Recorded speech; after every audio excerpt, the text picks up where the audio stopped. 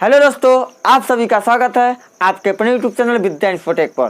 तो दोस्तों, मैं हूं प्रदीप चौधरी और आज के इस वीडियो लेक्चर में बातचीत करेंगे कक्षा 10 गणित डॉक्टर मनोहर प्रकाशन। तो प्यारे साथियों, इस वीडियो लेक्चर में हम प्रश्नावली 6D यानी कि त्रिभुज सवाल नंबर 9 से चर्चा करेंगे और विस्तार से लगाएंगे। आइए अब इसको हम देखते हैं।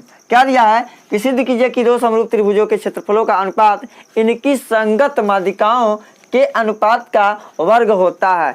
इनकी संगत माध्यिकाओं के वर्ग के अनुपात का वर्ग होता है। जैसे कि एक त्रिभुज ABC, एक त्रिभुज PQR है। दोनों त्रिभुज आपस में क्या है? समरूप हैं। तो माध्यिका इसकी AD है और इसकी माध्यिका PS है। तो सिद्ध हमको करना है, यानी कि एरिया त्रिभुज ABC अपान एरिया त्रिभुज PQR is equal to AD upon PS का होल स्क्वायर। कितना? Whole square. AD upon PS का होल स्क्वायर। इसको हमको सिद्ध करना। प्रश्न को पढ़ लेने के बाद हमको खुद समझ में आ जाता है कि हम सवाल को क्या कह रहा है और किस प्रकार से बनाना है। प्यारे साथियों, यह त्रिभुज है।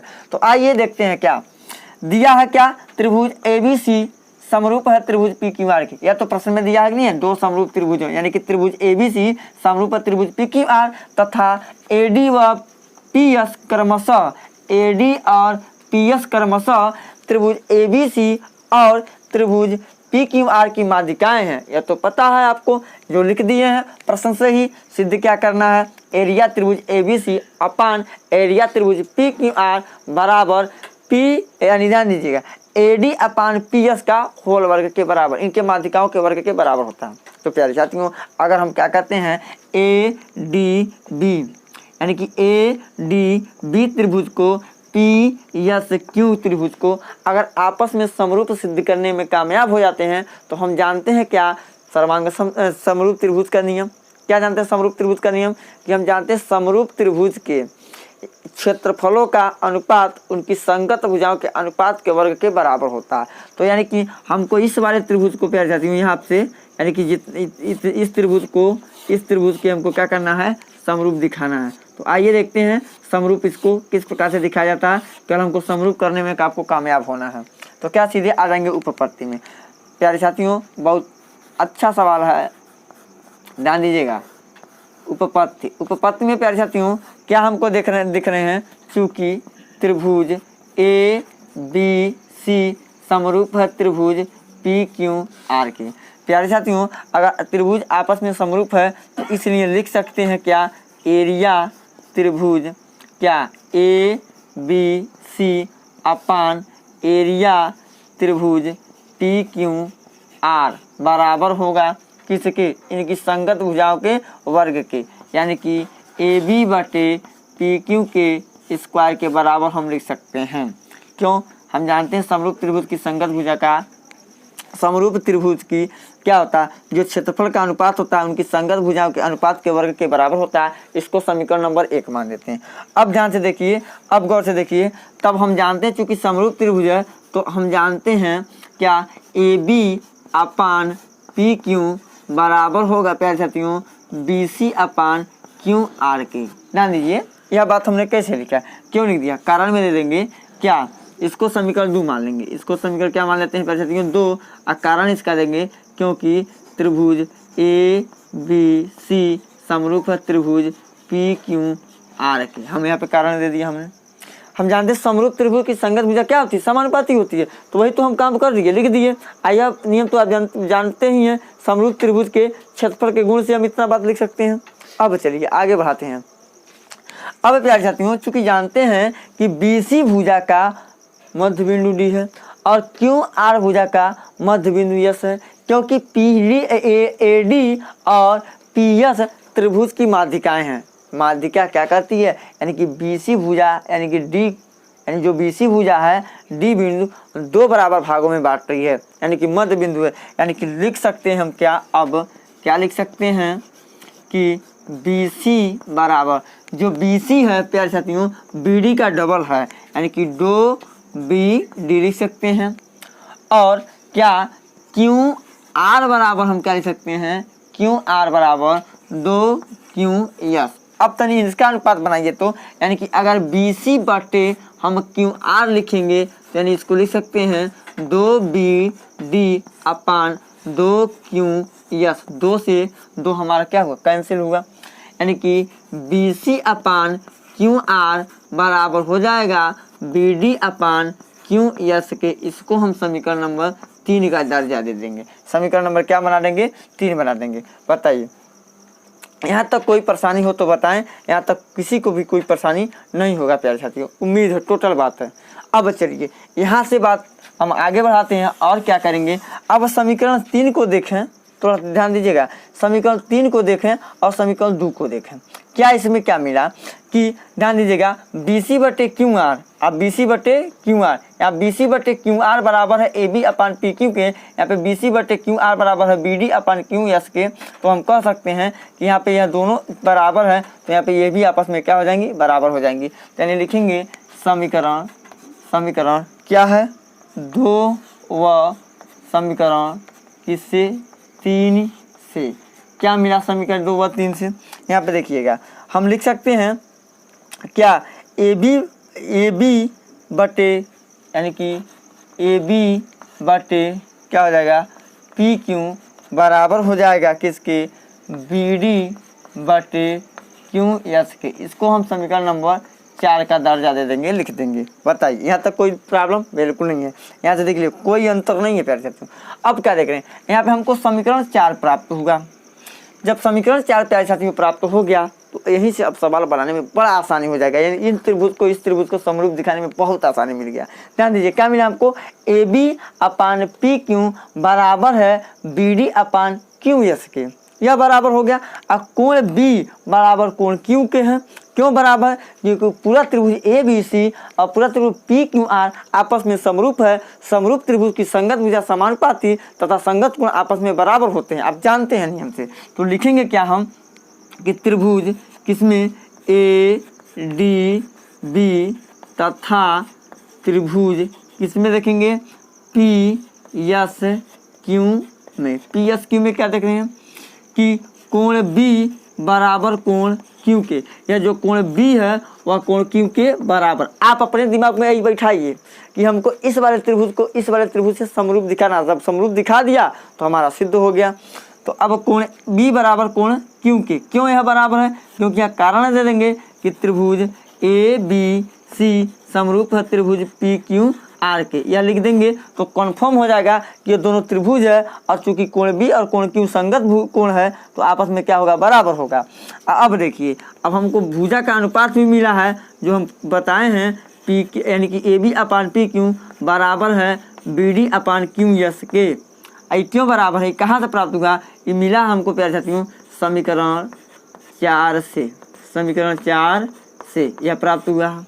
इस बात हमको कहाँ से मिला, समीकरण 4 से प्राप्त हुआ। तो हम लिख सकते हैं क्या, भुजा कोण भुजा, भुजा कोण भुजा, यानी कि लिखेंगे भुजा भुजा कोण कोण भुजा, भुजा कोण भुजा समरूपता नियम से, समरूपता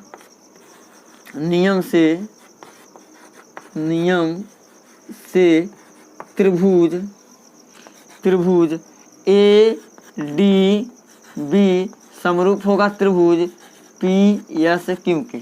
आज जब जानते हैं त्रिभुज ADB समरूप हो गया त्रिभुज PSQ के, तो हम जानते हैं कि यह इनकी संगत भुजा आपस में क्या होगी, समानुपाती हो जाएगी।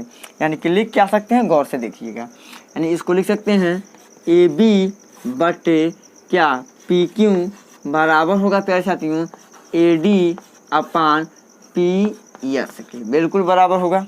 इसको हम समीकरण नंबर 5 से लिख देंगे।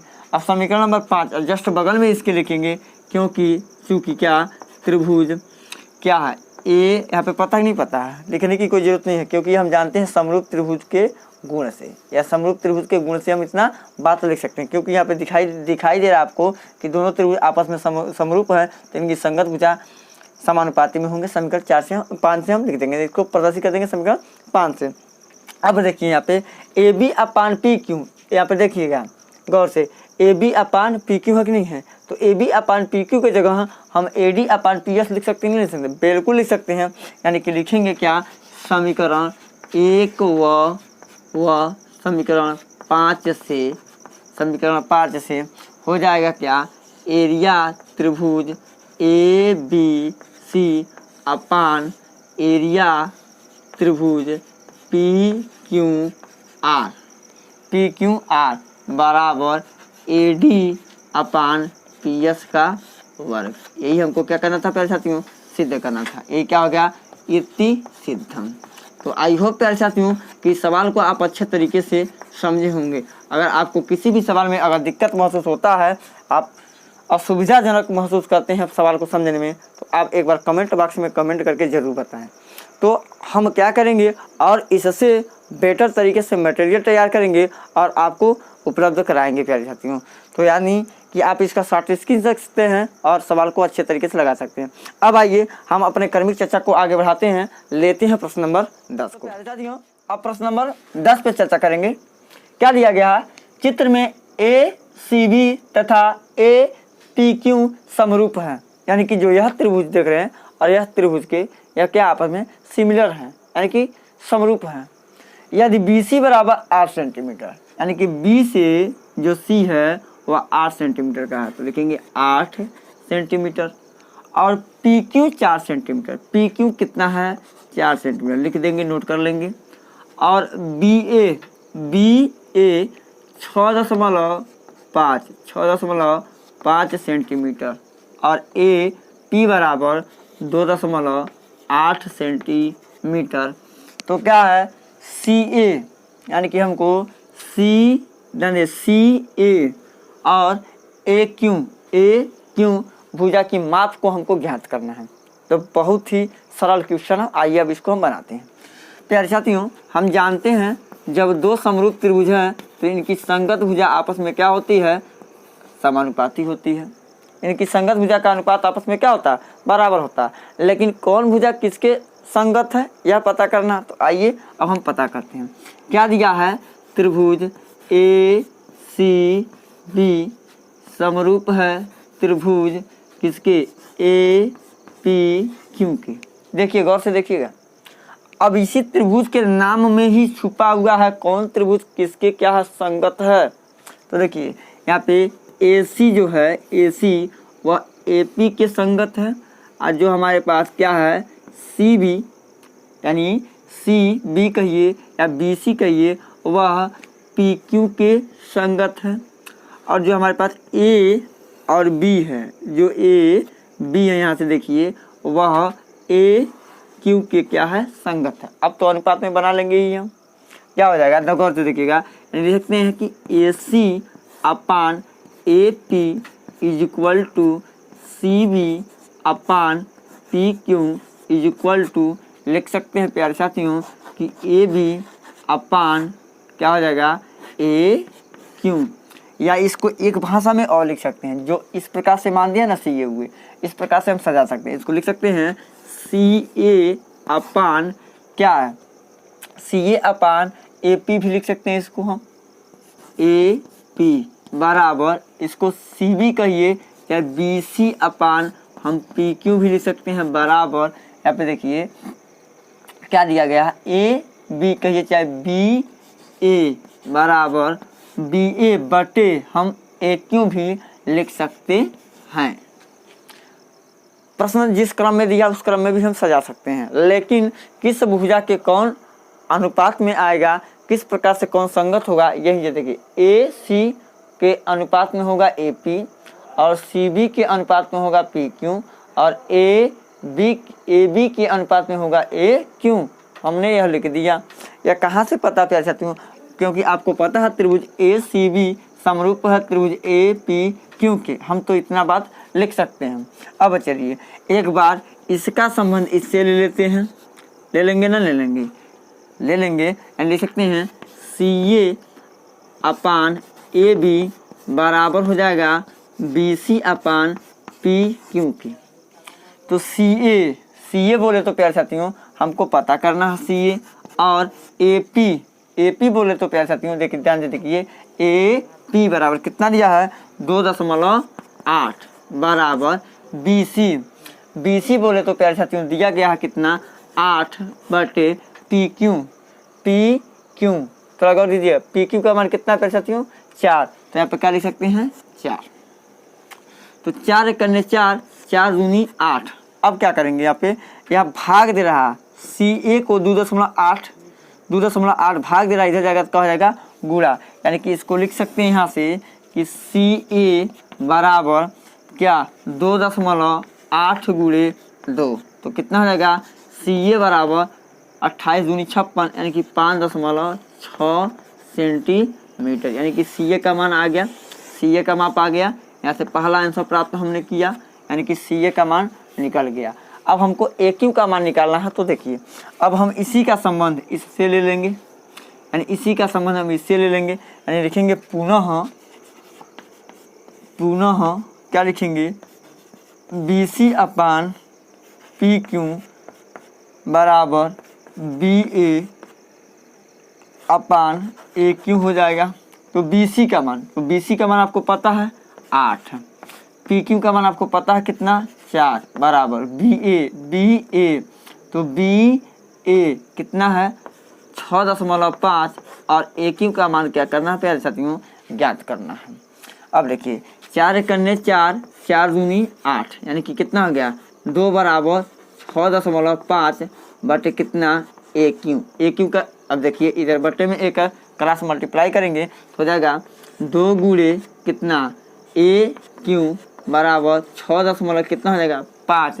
तो अब देखिए गौर से यहाँ से AQ बराबर, तो AQ बराबर हो जाएगा 6.5 और बटे में कितना हो जाएगा 2।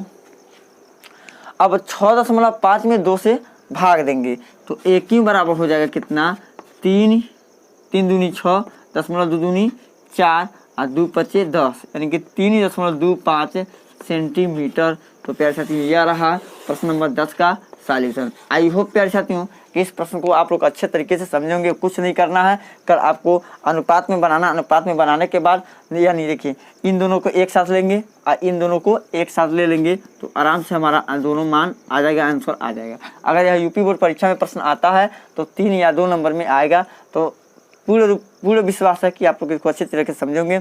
अब आइए हम अपने कर्मी चर्चा को आगे बढ़ाते हैं, लेते हैं प्रश्न नंबर। अब हम चर्चा करेंगे प्रश्न नंबर 11 पे। क्या है प्रश्न नंबर 11, आइए देखते हैं। दिया एक त्रिभुज ABC की भुजाओं AB, BC और CA के मध्य बिंदु क्रमशः DE और F हैं।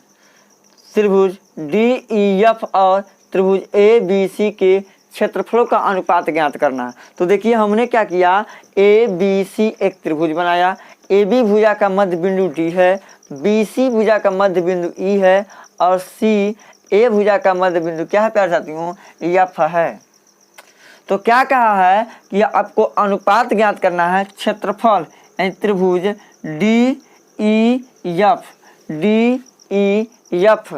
एरिया DEF बटे एरिया त्रिभुज ABC का मान क्या होगा। तो प्यारे साथियों हम दिया है लिखेंगे त्रिभुज ABC की भुजाओं AB, BC तथा CA के मध्य बिंदु क्रमशः DE तथा F हैं जो प्रश्न में दिया गया है।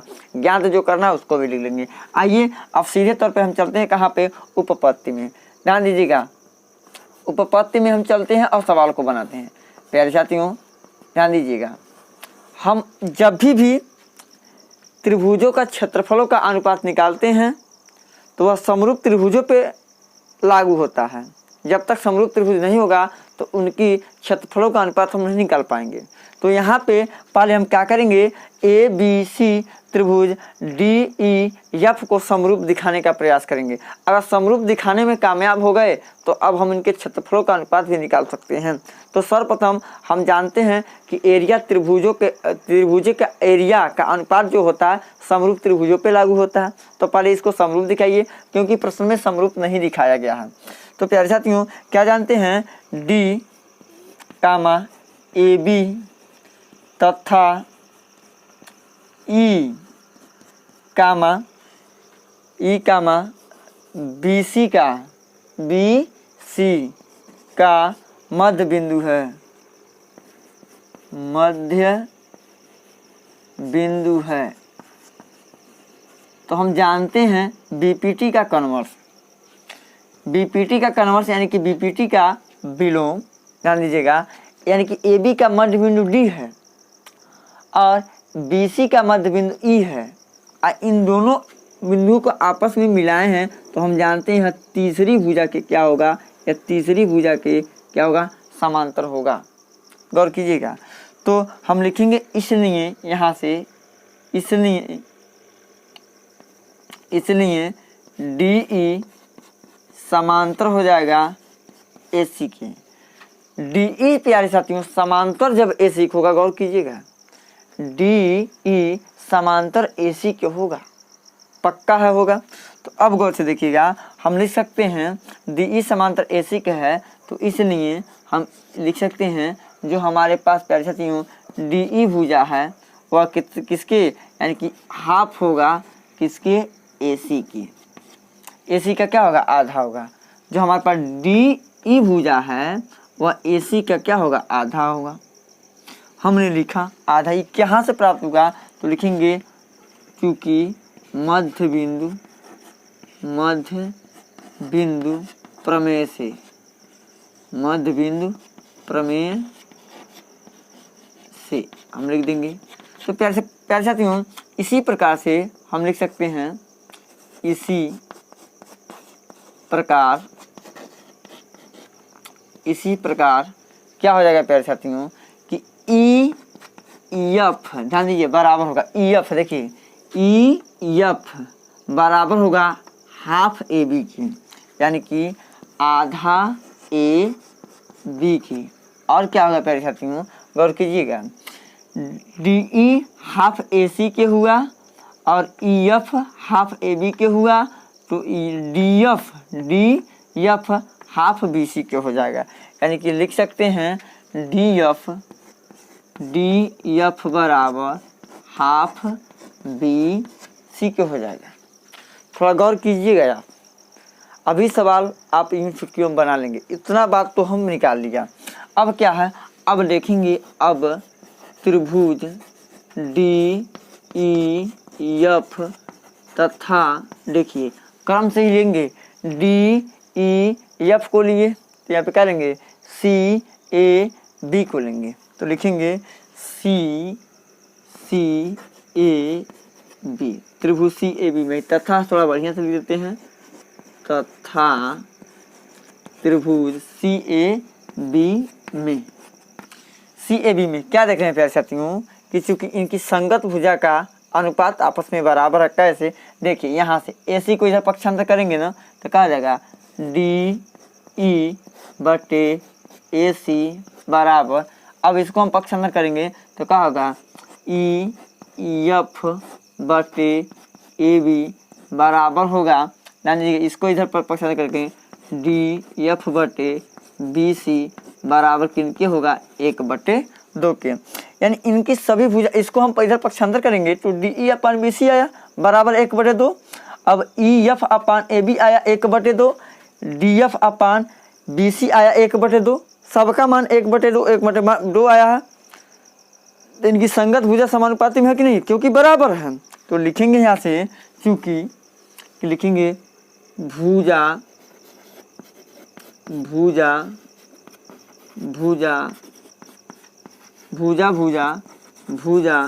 समरूपता नियम से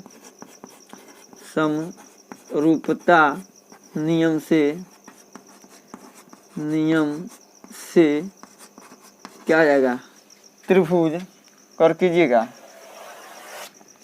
त्रिभुज क्या, डी ई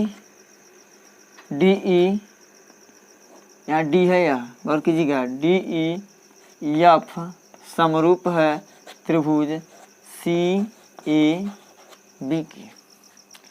जब त्रिभुज समरूप है प्यारे साथियों पता हो गया तो हम जानते इनकी क्षेत्रफलों का अनुपात इनकी संगत भुजाओं के वर्ग के अनुपात के बराबर होगा, यानी अनुपात के वर्ग के बराबर होगा। तो लिख सकते हैं इसको क्या कि एरिया त्रिभुज डी एफ बटे, गौर कीजिएगा, एरिया त्रिभुज हम लिख सकते हैं CAB बराबर क्या, यहाँ पे गौर कीजिएगा, एरिया त्रिभुज DEF बटे इसको हम कैसी इसको त्रिभुज CAB को क्या लिख सकते हैं, हम लिख सकते हैं एरिया त्रिभुज ABC, आराम से लिख सकते हैं, थोड़ा गौर कीजिएगा।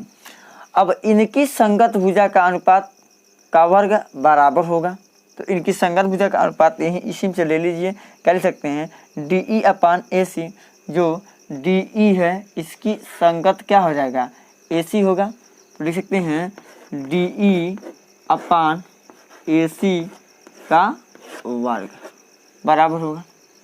और कीजिएगा यहाँ पे हम यानी कि इतने के जगह इतना लिख सकते हैं और CAB के जगह एरिया त्रिभुज ABC लिख सकते हैं।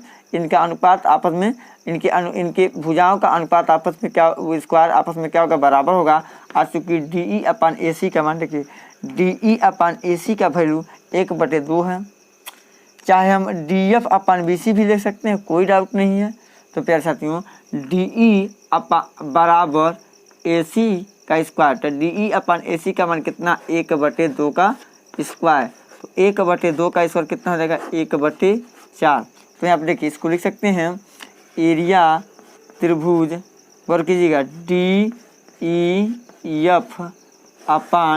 एरिया त्रिभुज क्या लिख सकते हैं ABC।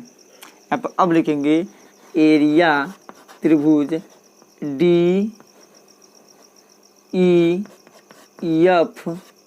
संबंधी यानी अनुपात एरिया त्रिभुज ABC बराबर 1 संबंधी 4। तो प्यारे साथियों यही क्या हो जाएगा, राइट आंसर, यही अनुपात निकल गया है। यही इस प्रकार से लिख सकते हैं या तो इस प्रकार से लिख सकते हैं, जिस प्रकार से आंसर दिया है प्रश्न में उसी प्रकार से हम लिखेंगे। तो यार आप प्यारे साथियों राइट आंसर, आपको कुछ नहीं करना है, यानी इस त्रिभुज के छोटे से जो त्रिभुज बना है, जो मध्य बिंदु को मिलाने से जो त्रिभुज बना है, बड़े त्रिभुज के हमको समरूप दिखाना है। अब बड़े त्रिभुज के समरूप दिखा देते हैं तो हम जानते हैं कि अगर त्रिभुज समरूप हो गया तो इनकी क्षेत्रफलों का अनुपात इनके संगत भुजा के अनुपात के वर्ग के बराबर होता है। तो यहीं से हम दर्शा देंगे प्यारे साथियों, अतः आ जाएगा 1 संबंधी 4 कहिए चाहे 1/4 कहिए। प्यारे साथियों यह राइट आंसर है। आप इसका शॉर्ट स्क्रीन ले सकते हैं और नोट्स को आराम से बना सकते हैं। देखिए कोई दिक्कत नहीं, कोई मुश्किल नहीं है, बशर्ते आप बनाने का प्रयास करें। अब आइए हम अपने कर्मिक चर्चा को आगे बढ़ाते हैं, लेते हैं प्रश्न नंबर। अब हम चर्चा करेंगे प्रश्न नंबर 12 पर। क्या है, किसी समलंब चतुर्भुज ABCD में AB समांतर CD यदि त्रिभुज AED तथा त्रिभुज BEC समरूप है, यानी कि यह त्रिभुज इस त्रिभुज के क्या समरूप है। तो क्या करना है, बिंदु E विकर्णों का कटान बिंदु है। बिंदु E विकर्णों का प्यारे साथियों क्या है, कटान बिंदु है। थोड़ा गौर से समझिएगा, बिंदु E। तो क्या करना है, सिद्ध कीजिए कि AD जो है BC के बराबर है। क्या क्या दिया है, गौर कीजिएगा, यानी कि AB समांतर DC के है। AB समांतर किसके है, DC के है। और जो त्रिभुज हमारे पास है, त्रिभुज यहाँ से ध्यान दीजिएगा, यह वाला त्रिभुज, इस वाले त्रिभुज का तुलना इस वाले त्रिभुज से क्या किया है कि क्या है, दोनों क्या है, समरूप है। क्या दिया है प्यारे साथियों, समरूप है। इस त्रिभुज उस त्रिभुज के क्या है, समरूप है। तो सिद्ध करना है कि AD और BC के क्या है, बराबर है। तो प्यारे साथियों हम लिखेंगे, पहले दिया है, क्या दिया है, ABCD एक समलंब चतुर्भुज है जिसमें AB समांतर DC और त्रिभुज AED तथा त्रिभुज BEC समरूप हैं। सिद्ध करना है क्या, AD बराबर BC। अब सीधे आएंगे क्या से प्यारे साथियों, उपपत्ति में। थोड़ा ध्यान दीजिएगा, उपपत्ति से यहीं से तो मेन है। हम जानते हैं कि प्यारे साथियों दो समांतर रेखाओं के बीच एक ही आधार पे दो त्रिभुज जब बनते हैं तो दोनों त्रिभुजों का क्षेत्रफल आपस में बराबर होता है। यह प्रमेय है कक्षा 9 का। अब जानते हैं चूंकि क्या DC AB के समांतर है और DC जो है वह ACD और BDC दो त्रिभुज एक ही आधार है, DC हमारा एक ही आधार नहीं है, तो यानी कि इनका क्षेत्रफल आपस में बराबर होगा। तो इस बात को हम क्या करते हैं, लिख देते हैं, लिखेंगे त्रिभुज ACD तथा त्रिभुज BDC एक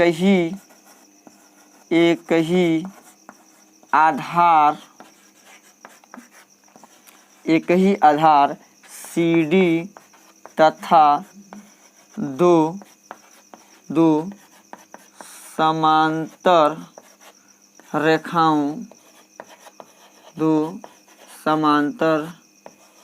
रेखाओं AB समांतर किसके हैं, CD के बीच बने हैं,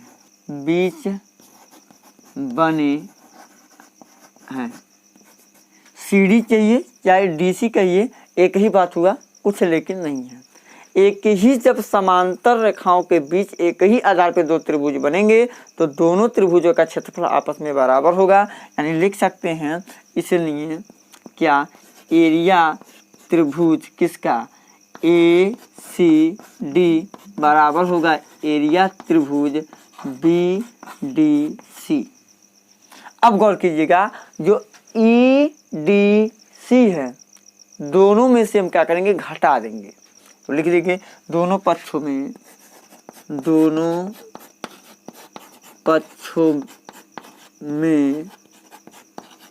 क्या एरिया त्रिभुज कितना EDC घटाने पर, तो घटाइए देखिए क्या होता है, तो बनेगा एरिया त्रिभुज ACD माइनस एरिया त्रिभुज EDC बराबर होगा एरिया त्रिभुज यानी कि BDC माइनस एरिया त्रिभुज किसके हो जाएगा EDC के। गौर कीजिएगा, जब प्यारे साथियों इस पूरे ACD में से जब हम EDC घटाएंगे तो हमारे पास बचेगा क्या AED। तो क्या बचेगा एरिया त्रिभुज बच जाएगा हमारे पास AED बराबर एरिया त्रिभुज, यहाँ पे बचेगा प्यारे साथियों क्या BEC, हमारे पास बच जाएगा BEC बचेगा।